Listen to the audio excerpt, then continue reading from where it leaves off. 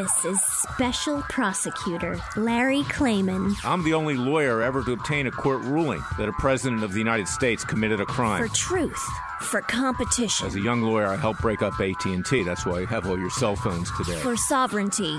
For the Republic. I'm the guy who, at Judicial Watch, which I founded, uncovered the Chinagate scandal. Millions of dollars going to the Clinton campaign, corrupting our political system. For the privacy of citizens. And I'm the only guy to have enjoined the National Security Agency from mass surveillance on hundreds of millions of Americans. Tearing it up. I'm the son of meat packers in Philadelphia, Pennsylvania. I know how to slice and dice. Bringing it back.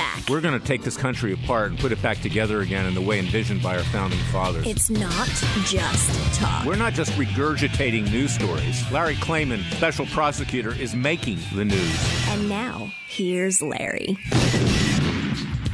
Welcome to the second edition of Special Prosecutor with Larry KLAYMAN. We have really groundbreaking news today, things that you're not going to hear on any network or read in any newspaper.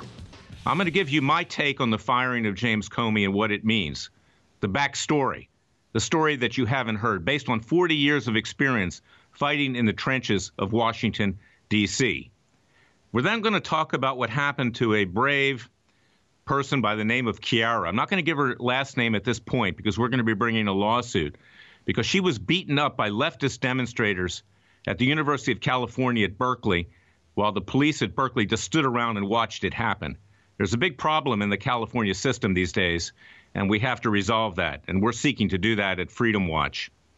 And then after that, we're going to talk to Dimitri Penny, our African-American police officer, who his brothers were killed in Dallas last summer, massacred by Black Lives Matter people, Louis Farrakhan, Nation of Islam, and others who incited violence, including the then President of the United States, Barack Obama. And we're going to talk about the social media and how that perpetrates this violence.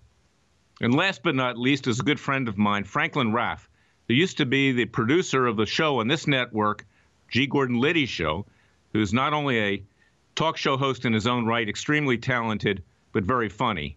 And unlike Colbert, he'll put this in a dignified way and make light of what's been going on with the left these days. I mean, it's so tragic, it's so outrageous that you have to find a little bit of humor in it, because it's simply not of this world. But let me tell you something about James Comey. About 2.5 years ago, I brought forward to him and his general counsel, James Baker, a whistleblower by the name of Dennis Montgomery. Dennis Montgomery was a former NSA and CIA contractor. He left the agencies with 47 hard drives, over 600 million pages of information, showing that prominent Americans had been surveilled. Chief Justice of the Supreme Court, other justices, 156 judges, prominent businessmen such as Donald Trump himself, and even yours truly. So when Trump said a few weeks ago, or maybe it was a month ago or so, that he had been wiretapped by the Obama administration and by others in the intelligence community, he wasn't telling false news or fake news. He was telling the truth. And you can hear about it on our prior show, and you can go back to the archives to find it if you didn't listen to it last week, because Dennis Montgomery was on there, and he was talking about non-classified information, because what we gave to Comey and the people around him, a lot of it was classified. I've never seen it, and it shows this huge government-wide Orwellian Big Brother surveillance of the American people, President Trump, and others. The issue comes up as to whether Comey should be fired. And, of course, the left is claiming that this is an obstruction of justice. The real obstruction of justice is James Comey and those in the FBI who have buried this, because you cannot have this in a republic. You cannot have this in a democracy, to have Big Brother looking over you. Neither the President of the United States nor Larry KLAYMAN can do business when, in fact, the government is listening to you. This is what the real story is, and if anybody should be prosecuted or impeached, of course, you don't have to impeach Comey now, he's been fired, it's James Comey. And that was the stated reason why Comey was, in fact, fired, because he was simply investigating this so-called Russian connection and not investigating the bigger scandal, if in fact there's a scandal at all here with regard to Russia, which I don't believe there is, but with regard to the misuse of the intelligence agencies. Now, if you layer that on top of the fact that when Comey failed to do his job, I went to the House Intelligence Committee. I went to the Senate Intelligence Committee. I went to the Senate Judiciary Committee. I went to the House Judiciary Committee because judges are involved here. They were being surveyed. And what's the reason for this? It's not because they're terrorists. It's likely because these intel agencies and people behind them, this deep state, want to use this information to coerce them to take certain actions or to blackmail them, which are detrimental to the republic. And I got a deaf ear. I spent a lot of time on Capitol Hill in the last few months. I went door to door. I talked to people personally. I put the information in their hands. Now, why is it that the Senate Intel Committee, why is it that the House Intel Committee, why is it that the Senate Judiciary Committee, and why is it that the House Judiciary Committee doesn't want to look at this? Because it's likely that the intelligence agencies have dug up dirt on them. And if they push too hard, their lives could be destroyed, as they're trying to destroy President Trump right now and the people around him, like General Mike Flynn and others. So consequently, we have a government-wide cover-up. This is a very serious matter, and this is why you're only hearing this information on Special Prosecutor with Larry Klayman. You're not going to hear it anywhere else. And a lot of the so-called intelligence reporters on various channels, I don't care which channel it is, cable or otherwise, don't want to break this story is because if they push against the intelligence agencies themselves, the information that's been collected on hundreds of millions of Americans, notwithstanding the Chief Justice, notwithstanding other justices, notwithstanding President Trump, his family, and his business associates, stuff could go out and damage them. Or they may even, at a smaller matter, lose their sources in these agencies to be able to report. So what do we hear on the networks? I mean, these people are playing patty cakes with this issue. It's an absolute disgrace that this issue is not being talked about, but yet when the president exercises his authority to let an FBI director go, that becomes a so-called Watergate issue. And the real issue here is an Orwellian state. Now go to our website at freedomwatchusa.org, freedomwatchusa.org, because 3 years ago I brought lawsuits on my own behalf, on behalf of some of our clients and private investigators who work with us against the NSA, against the CIA, against Obama, against others. And in a landmark decision, Judge Richard Leon ruled that this was a violation of the Fourth Amendment to conduct mass surveillance against the American people. This surveillance was being conducted without probable cause. The crimes were being committed or that communications were occurring with terrorists. In fact, Judge Leon observed in his decisions, which you'll find at freedomwatchusa.org, that not one terrorist has been caught with this so-called surveillance program. So what's the real use of it? To blackmail and coerce. That's the only likely conclusion. And that's why what Dennis Montgomery supplied to the FBI, and we believe the FBI has been doing this illegal surveillance too, which is why it's been covered up. That's why these investigations have gone nowhere. I want everybody out there to realize that you can't pick up your cell phone today. You can't use your computer. You can't do social media without the government listening in. As we found out recently with WikiLeaks, they can even turn on your smart TV and watch you in your living room, in your home, in your office. My cell phones have been hacked 3 times in the last months. I went to Verizon. 3 different analysts at Verizon said they can't explain it. It's obvious that the agencies are into me because I'm so critical and I've brought lawsuits. And they also tried to hack our client, Dennis Montgomery. A new lawsuit will be filed in the next few days and assigned to Judge Leon as a related case. So the American people need to be afraid. As I have said many times, if King George III had had this capability in 1776, our founding fathers would never have made it to Philadelphia, where I was born, my native city, to sign the Declaration of Independence. Their plans would have been discovered. They would have been picked up. They would have been incarcerated. They would have been executed before they ever got there.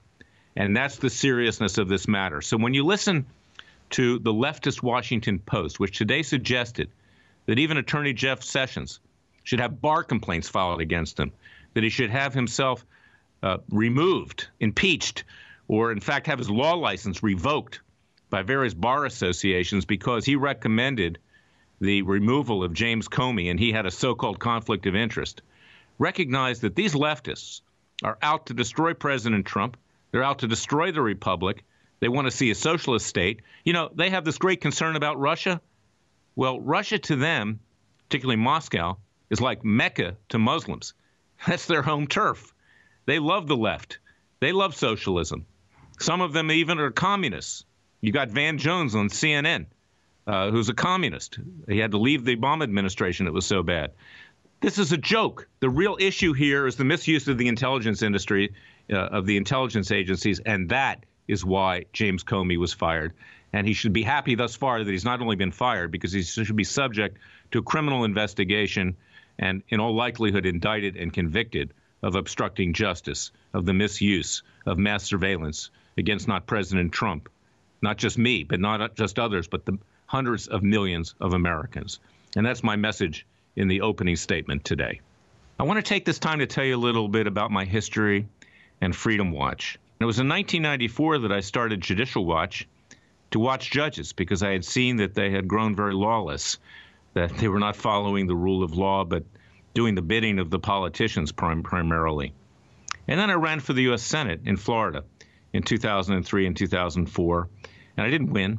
I came out and I started Freedom Watch, which is a name that I took from the show West Wing.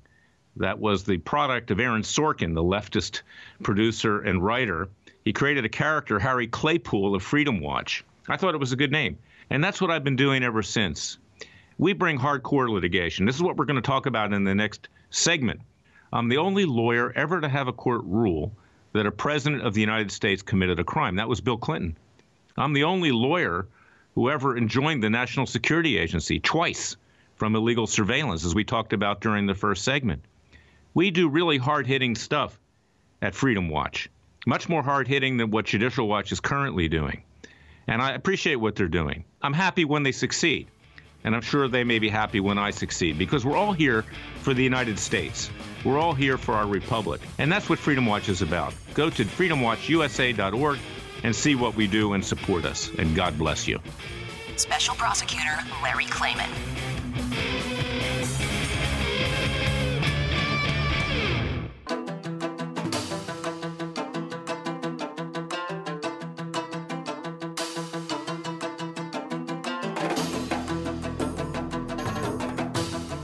Fearless. He's claiming he's crazy, he's racist, he's out to kill the Democrats. Dangerous. You don't care, he uses the court and the law. Lethal. This is bad. Special Prosecutor Very bad. Larry Klayman. If you'd like to support Freedom Watch and this radio show, go to freedomwatchusa.org. I have on the phone right now a great hero, a client of mine named Kiara, who attended a speech given by a reporter of Breitbart News over a month ago. She was viciously attacked. She was beaten up. She was all over the news. In fact, there's video of it, and you can find it at our website at freedomwatchusa.org. She's going to be bringing a lawsuit because, frankly, the University of California at Berkeley and elsewhere throughout the state has just gone crazy. I mean, it's always been ultra-leftist. They limit free speech. They don't allow people to even attend events without fear of getting hurt. And she sat around, or didn't sit around, but she was just simply there peacefully and got beaten up as the police simply watched it happen. So I want to introduce you to Kiara. We will be filing a lawsuit in the next few days against Berkeley and others for what happened. And I want you to welcome her because she's a really brave gal and is here to tell her story. Thank you for that introduction and for taking my case. I could talk a little bit more about what actually happened that morning or why I was going to that event. You know, all these things are political in nature. Milo is, I guess, what I would consider the libertarian new right. He's doing things for the culture that maybe isn't happening in politics. You may have heard this from Breitbart before, but he says that culture is downstream from politics, right? So in order to make this extravagant political change, you start with the culture. And I hugely admire that, which is why I was attending that event. I'm also Milo Yiannopoulos is a gay man. I'm a gay woman myself. So I bought 10 tickets the second those things were released, intending on attending that event, thinking I would meet, somewhat like-minded people. So I was a little bit naive in that regard. It was not exactly like-minded people that I ran into there. It's good you can keep a sense of humor, but let's continue on with the tragedy. Yeah, well, I mean, he's a comedian too, right? So the whole idea was really to have a good time. I mean, that's why a lot of us are doing this, at least, in the younger generation and stuff. It is about shared values, and it is about the ultimate end goal of, bringing back some amount of conservatism to this state gone crazy. But Yeah, that night in particular, I think, was a changing point for the culture because as naive as I was, I think the country was just as naive, right? So I went there thinking that I was going to, meet some like-minded people and have a good time. And within minutes, they had of me, just my physical presence being there before the doors were supposed to open. I was giving, one interview on the difference between free speech and hate speech protection in the country. And I mean, the amount of attacks just from that interview alone. And then I get interviewed by another, journalist or whatever. I hesitate to even call them that because, they're baiting and trying to ask you why you're there, trying to make you look bad, these liberal journalists, so to speak. And I mean, right in the middle of the interview, I was maced. I ran off from there. 2 minutes later, we're surrounded. It all happened so quickly, but me and the 10 friends that I invited were all mace, beaten, pepper spray. I mean, it wasn't even pepper spray, really. It was bear mace. And absolutely no one in the streets would help us, if you could imagine. It's like it's late at night. You're not expecting this. We were all told to come without cameras, without anything but our phone. And all the protests were allowed to assemble outside with weapons of all kinds, firecrackers, brass knuckles, these poles and whatnot. And, yeah, the police just stood inside. It was quite a sight, quite a sight. Someone even called on my behalf to see if they would let me in, and they turned that down. Well, we have to put a stop to this, Kiara, and that's why you're playing such a big role in the future, not just of the California university system, but the United States, is that these leftist so-called demonstrators, not demonstrators, they're Bolsheviks. They're people that are trying to destroy the country. They're trying to disrupt, in California in particular, which is ultra-left in many ways at these universities. It's happened not just to you at Berkeley. In fact, it happened again at Berkeley recently, and it would have happened with Ann Coulter speaking there just a few days ago. It's happened in Fresno. It's happened in San Jose. It's happened everywhere. I mean, it's just going crazy. And that is why people like you have to come forward. And we at Freedom Watch are here to represent you. We do it in a pro bono way. But if there are people out here who feel like they can make a difference in this country, people like Kiara, please contact us at www.freedomwatchusa.org or send me an email at L as in Larry, E as in Elliot, KLAYMAN at yahoo.com, because we have to use all legal means to stop this counter-revolution. These people are out to destroy the country, and unfortunately, Kiara got caught in the crossfire, and we cannot allow these things to happen again. Now, we're going to be going at our next segment to Demetric Penny, where people were actually killed in Dallas, Texas, by ultra-leftists, by Black Lives Matter supporters, by Nation of Islam and Louis Farrakhan, all people who whipped up hatred, including the then President of the United States, Barack Obama. So wait to our next segment, and you'll see what we have in store. But thank you, Kiara, for joining us, and God bless you. Okay, thank you.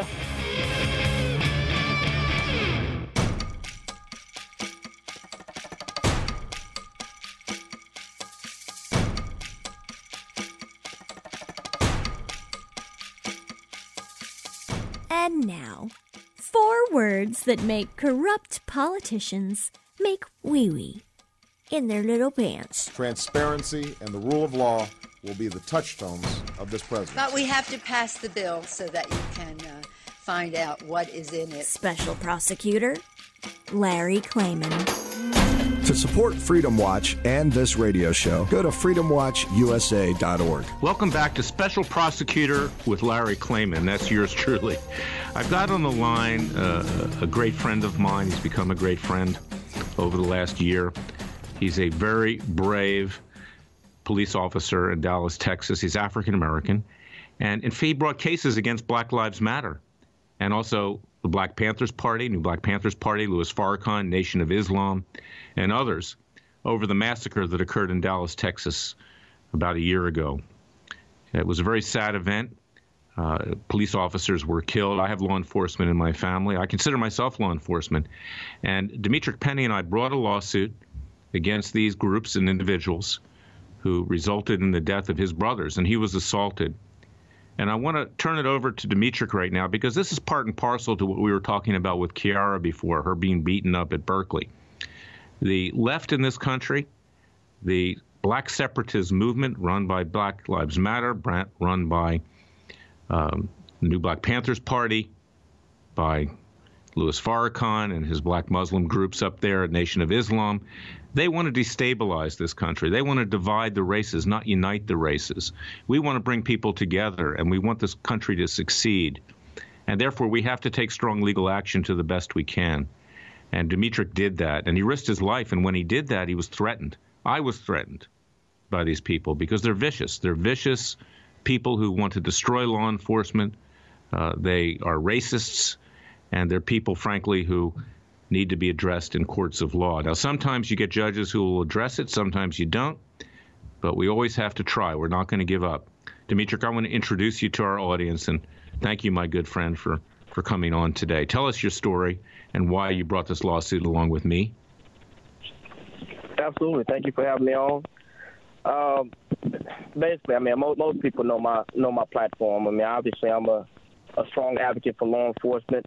But what pushed me directly in the middle of this was, these officers were good friends of mine, personal friends of mine, that directly threw me in the middle of dealing with this issue. Now, I've been studying the radical movements in the United States for several years as part of my formal research leading up to my doctorate degree. And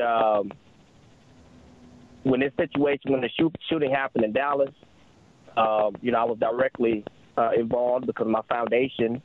Obviously, when the shooting happened, they notified me. I'm the president of two nonprofits, police support organizations, where we assist the families of police officers killed or critically injured. So, hey, I got the call. Hey, Sarge, you got a shooting. Going to the hospital, we got officers down. At the time, I didn't know who it was. I was just going to assist. And when I got there, I realized that these were personal friends of mine, and that threw me right in the middle of this situation. I waited around. I waited to see what the community was going to do, what the politicians were going to do in terms of actually condemning the actions of Black Lives Matter, the groups that actually facilitated that attack in Dallas. And those politicians wouldn't do it. They played politics. And that's not my game. I don't have time for it. So what I did was, and Larry Klayman wasn't the first attorney I sought out. I mean, I looked at some of the politicians that I saw were prominent attorneys that were interested in addressing this radical movement in the United States in terms of looking at all these groups that are being funded by George Soros and I hate using George Soros as if he's some kind of boogeyman, right? Let's just say these groups that are being funded by the Open Society Foundation. That includes the ACLU. That includes Black Lives Matter. That includes the Antifa group. That includes all those groups, right? So I wanted to get someone else that understood what I understood, and all these other attorneys were afraid to touch it. And through that whole process, I reached out and I did find an attorney. I found an attorney that understood it. I found a powerful attorney that has been very successful in holding the government accountable for their behaviors, which was Larry Klayman, who, by the way, became my good friend. And I brought the lawsuit. I brought the lawsuit on behalf of the fallen officers in relation to what I deal with. And believe it or not, and I'll tell anybody this, believe it or not, as a police officer, after I filed a lawsuit, most of the threats that I received as a black police officer, most of the threats I received didn't come from white people. It was black people threatening to kill me, calling me a cool. I don't know if this is your radio station. You can say it. You can say it. Well, calling me all type of disrespectful names and saying that I'm a sellout because of what I stand for. Now, like I've always said, I'm not cut from that kind of cloth. So them guys can't. What the new Black Panther Party does, has historically done, is intimidate people and threaten them, and they'll draw those individuals into a corner. I was raised around these fools, so you can't scare me with that. I'm coming from a whole different cloth. So, with that said, that pushed me directly into this lawsuit. I filed it. Unfortunately, through this whole process, I ended up getting a judge that's sympathetic to Black Lives Matter, and I said Sam Lindsay. He's sympathetic to Black Lives Matter. He's sympathetic to Louis Farrakhan, and he has no interest in allowing this case to go forward. From a legal parameters, we're not gonna sit back and let him just shoot it down. We're gonna do what we got to do. But for the most part, my goal is to hold these groups accountable. I want to show you guys across the nation, the whole world said Black Lives Matter is just it's a movement. It's a organic movement that black people are rising up to condemn the actions of police officers, police brutality in the community. Well, when in fact it wasn't. This is a well-organized movement. This is a 501c3 organization that most people didn't even realize existed as a 501c3 organization. And what have they done? What is the legacy of that movement, that Black Lives Matter movement? The legacy has been death and destruction. Before we even got to Dallas, we had 4 separate riots that happened in cities, 2 of them in the same city, burned down their local community. And then we had the President of the United States at the time, Barack Obama. We had him praise them for their actions and making history. That's what kind of stuff we have to stop. That's why Sergeant Penny is who he is today. Because I was the only person that stood on that island by myself to say that I'm going to condemn these individuals and that group. I'm going to condemn the actions and attacks on our police officers. I want people to know that Dimitrik is a very learned person as well as a very brave law enforcement officer. He's actually a doctor. We should call him Dr. Penny. Okay, he has a Ph.D. in just exactly what he's talking about now. And contrary to some other people out there that go on Fox News a lot, and I'm not knocking Fox News, who are very good orators like Sheriff David Clark, we actually contacted Sheriff Clark and we asked for his support, and he never called us back. Dimitrik's different. He just doesn't talk. He acts, and he's put his neck on the line. And no one else to that degree has done it. And we do have this judge, Sam Lindsay, out there who called the hateful statements of Louis Farrakhan that he made 3 days just before the massacre, where he was urging his supporters to kill policemen and others. And in fact, it was a supporter of Nation of Islam who actually committed the massacre in Dallas, Texas. Lindsay just called it our personal belief. Well, these were the words of Farrakhan. So this is what you're up against in the judicial system, and we're not going to quit. I mean, if Lindsay doesn't let this case go forward, right now there are motions to dismiss pending. We'll be up on appeal at the Fifth Circuit, and I'm sure that he'll be reversed, particularly since there was a judge recently in Kentucky who said that President Trump had incited violence. I don't believe that he did, but at least at the preliminary stage of a case, you have to let it go forward.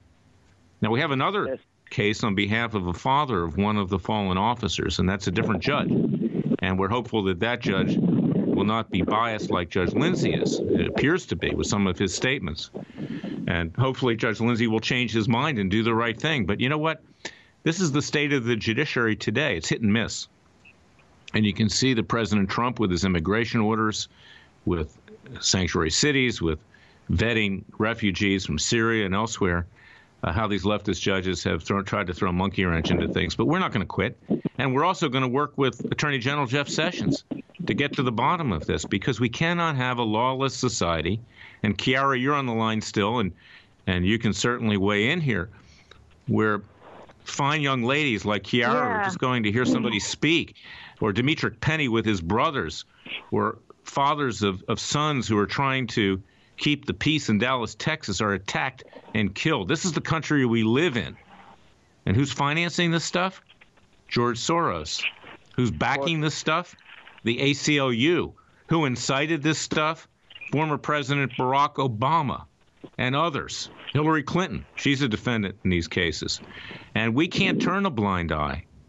So, Kiara and Dimitrik, we have a great debt of gratitude we owe you. Kiara, give us your thoughts on what Dimitrik's doing, because I know you've gotten to know him.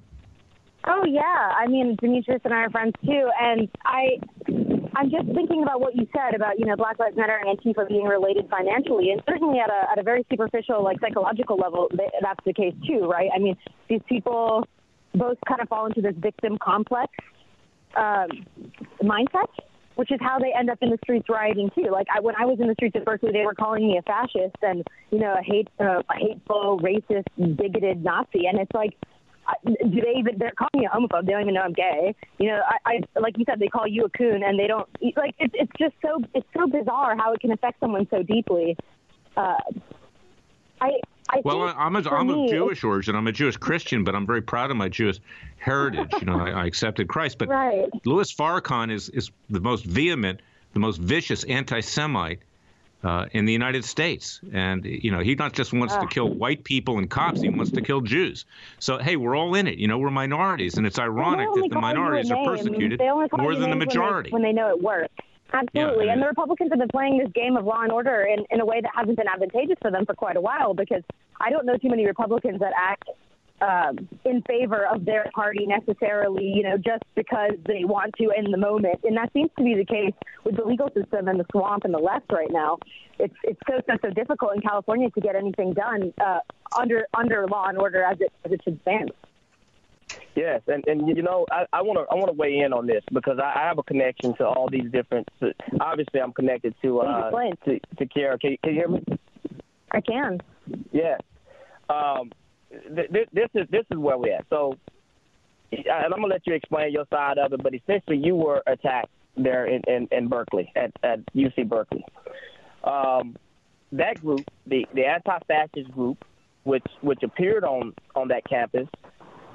Is widely recognized as being an anti-American group.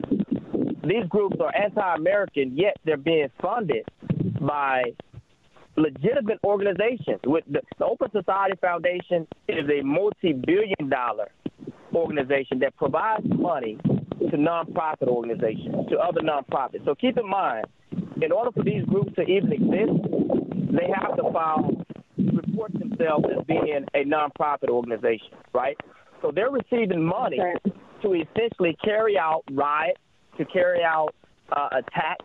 They're receiving money to that. And that's the high level, right? The way that it actually happens day to day on the ground is that these people are shuttled from L.A. to San Francisco or whatever. You know, they're not necessarily given cash money, but all their expenses are covered. And, you know, all you have to do is feed them the victim complex, tell them it's free if they go, and, you know, all these willing idiots will do it. Well, we got another situation here recently in another California university where an African-American group basically seized control of a building, demanded that it be renovated at the university expense. The dean gave in, and they say they're going to do it again. And now everybody has to go through diversity training that goes to that university. It's the most bizarre thing in the world. But these people, they don't care so much about their minority status. They're socialists. They're communists. They want to destroy the country. They hate President Trump. They hate everybody around him. But you guys are out there fighting, and I want to thank you both because you truly are American heroes. Thank you both, Dimitri and Kiara. We'll be right back.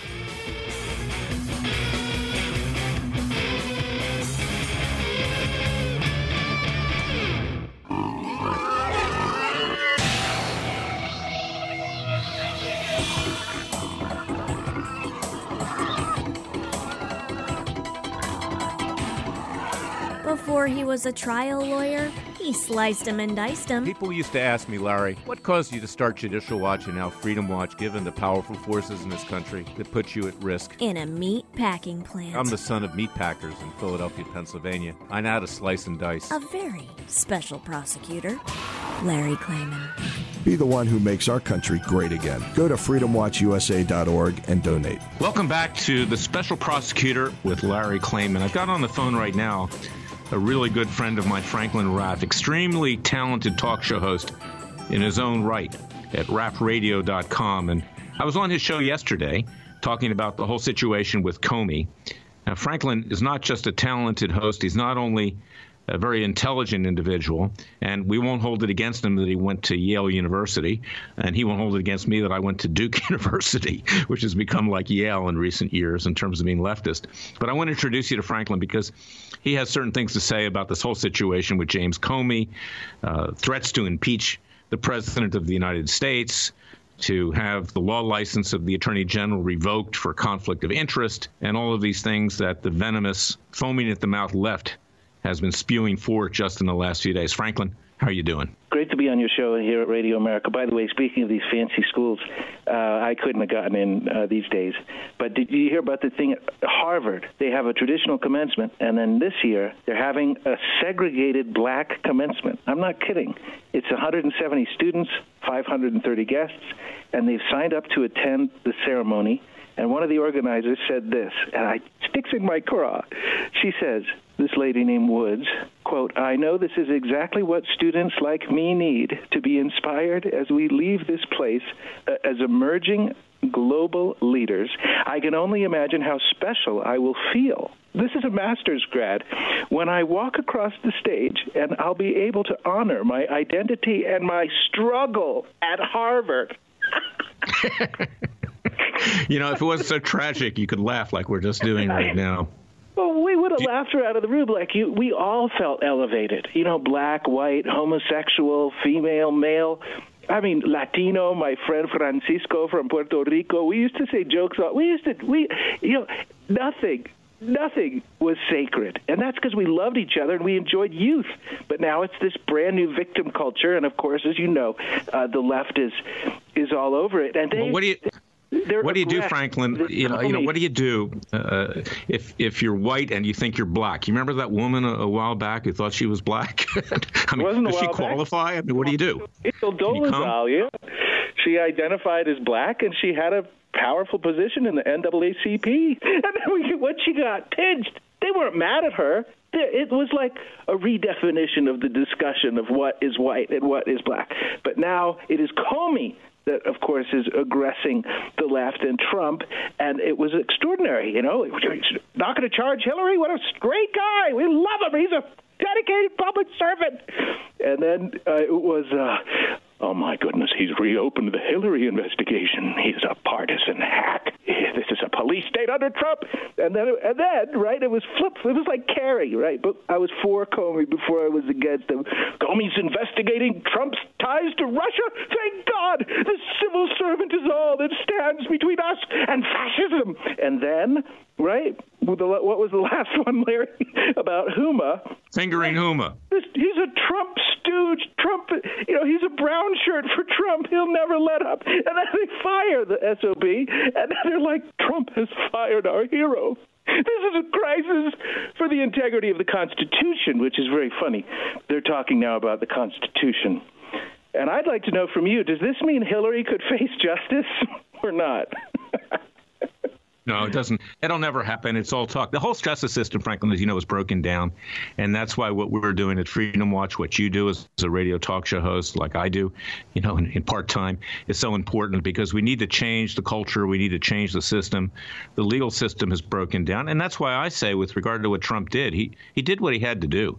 And Comey's frankly lucky at this point that he was simply fired because, as I pointed out in the opening segment, he should be subject to a grand jury criminal investigation, and in all likelihood he should be indicted for suppressing information and obstructing justice with regard, in particular, to the surveillance of President Trump and others that he refuses to investigate. And that's not just others. That's yours truly. That's hundreds of millions of Americans who have been subjected to this police Orwellian state that Judge Leon ruled in violation of the Fourth Amendment of the Constitution. So, you know, your humor is much appreciated. It lets us break the tension of the serious crisis that we're in today. Yeah, I think Comey's lucky that they fired him before he committed arkancide under mysterious circumstances like Vince Foster. That's right. Well, you know what? If Trump had been Putin, perhaps he would have been poisoned. I'm joking, of course. But he should be happy that he was simply fired. Thank you, Franklin, for joining us.